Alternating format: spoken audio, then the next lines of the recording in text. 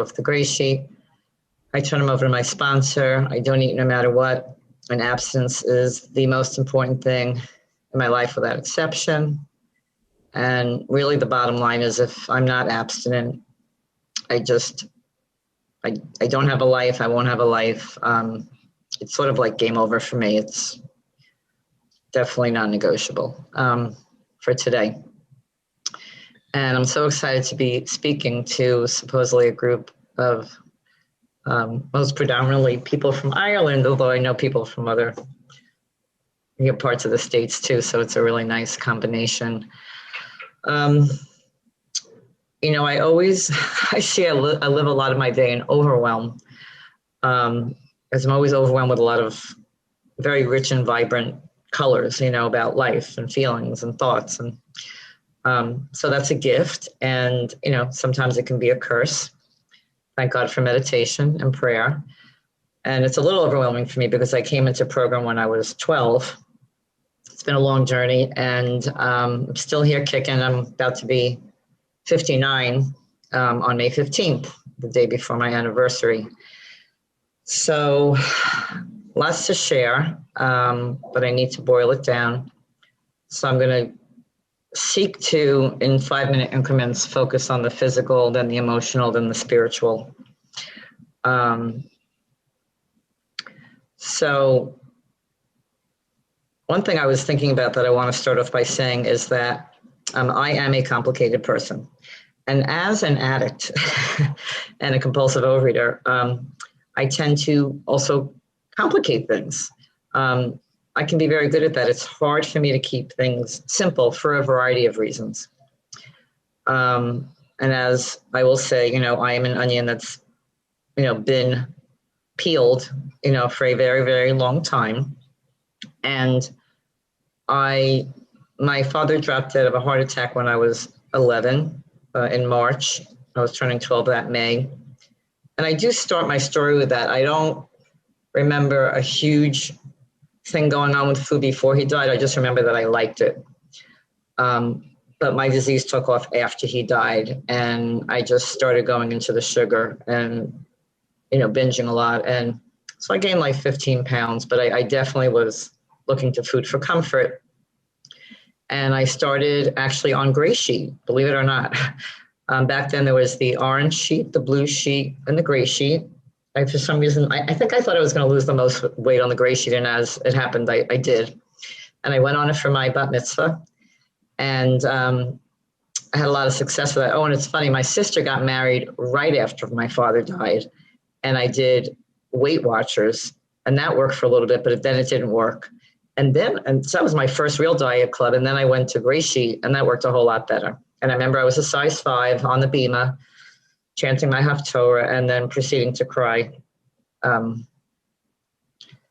like a fountain, when the rabbi mentioned my dad, and I looked out into the congregation and everyone else was crying. So I definitely developed a very stoic and sort of rock-like Nancy the Strong One attitude. You know the deal. Became the people pleaser, the obedient daughter. I became the everything for everyone, the parentified child, the counselor, the caretaker. That was just the role I took on, and I've joined another 12-step program that I need for that. And I do believe that that's really part of the emotional stuff. I do believe that my overeating is inextricably tied with the boundarylessness that I experienced in young adulthood as a result of his death, but also my mother's unfortunate lack of boundaries. I have a lot of peace around, what happened with my mom today. But the bottom line is, it's probably not a new story to many of you. A lot of focus back in the day on looks. It was all about the hair, the makeup, the outside, the thin body, the lipstick, and just dressing perfectly and looking good. So grief really wasn't allowed. If I cried, not good. And so I sunk into the food, to obviously relieve myself. And I did stay on Grey Sheet till 15. And then one day I was in camp and there was a, fruit eating contest, the big fruit with the seeds, and you had to stick your head into it. And I was always the kid that was doing Grey Sheet in school. So I felt very different and weird, from other kids. But I got your first spot. You got 2 more. Okay, so it's going to be hard to do the way I want to do it, so I'll let that go. So I think not having a dad, feeling normal 1 minute with the happy family of 5, like Leave It to Beaver, and then like everything changed after that. Everybody left, a lot of trauma. My dog was run over 6 months after my father died. My dog died suddenly. The neighbor ran her over. My brother went off to college. My sister ended up moving to California. My mother was just frantically trying to find a man. So everything, I just had a lot of intense losses, repeatedly. And so I'm sure I was numb for a long time, but the gray sheet did work. And what I want to say is, the bottom line is I did every diet known to man. It was always up and down. Weight Watchers way of life, Atkins diet, Stillman's diet, diet doctor with pills, fat camp as a camper, then going back the next year, fat camp as a counselor. So from 15 to 23, I tried everything under the sun, my own made-up diets, exercising excessively. It was all just focused on the physical. And I was so frustrated. I just couldn't get it under control. And so a lot of the grief, the unprocessed grief, drove my eating. And I finally crashed and went into therapy, which was a miracle. And so at 23, I crawled back into the rooms of regular OA. I tried that for a while. It, worked till it didn't work. I would commit one thing and eat another. I was definitely a lie, cheat, and a slut, with the food and what I committed. I talked a great game at meetings. I led meetings, but I really couldn't keep a commitment to save my life. I didn't even know I was being dishonest. Talk about denial. Didn't even know I was lying. And then at 28, I came to Grey Sheet. And of course, being the daughter of a very mother, I thought, well, I'm not going to get married if I weigh and measure for a Grey Sheet in front of a boy. So I was told, you won't get married unless you're super thin. Then they were like aghast that I was on Grey Sheet. How would I go on a date and weigh and measure? And for the first time in my life, something snapped. I guess it was God. And I decided, I love my mother. She was right a good amount of the time, but I went on to live a very spiritual life. And my she's a beautiful person in her own way, but she did not live a spiritual life. And she just wasn't, I don't know, she didn't have the appetite for the tools that I had, maybe didn't have the wherewithal to go into deep reflection. So I proceeded with this journey, and lo and behold, my now husband, actually married me in spite of whipping out a scale. And, what I have to say about the scale on the emotional level is that because I came from looking good, and because I could not grieve properly, and because I wanted so bad to gain love through approval and like sacrificing myself and not knowing what my needs were and turning myself inside out for people, I just didn't know how to take care of myself. And it all started with the food. And so emotionally and spiritually, I'll use the last few minutes for this. The scale was the first thing that taught me how to set a boundary. If I wanted to eat out in a restaurant or participate with family in life, it was either weigh and measure and get over caring what they thought and stay abstinent, or not. That's very simple. It's either you're going to weigh and measure no matter what someone thinks, or you're not going to weigh and measure no matter what someone thinks. And I made that choice. And I remember the first time I had to weigh and measure, my grandmother was there, who was the queen of, what I just described. My mother, got passed down from my grandmother. And I was very strategic in the beginning because I still had to weigh and measure and look good. So I remember my grandmother at the first family meal, like, she sat to the left of me, and I was so psyched. I got a seat at the end of the table on the right.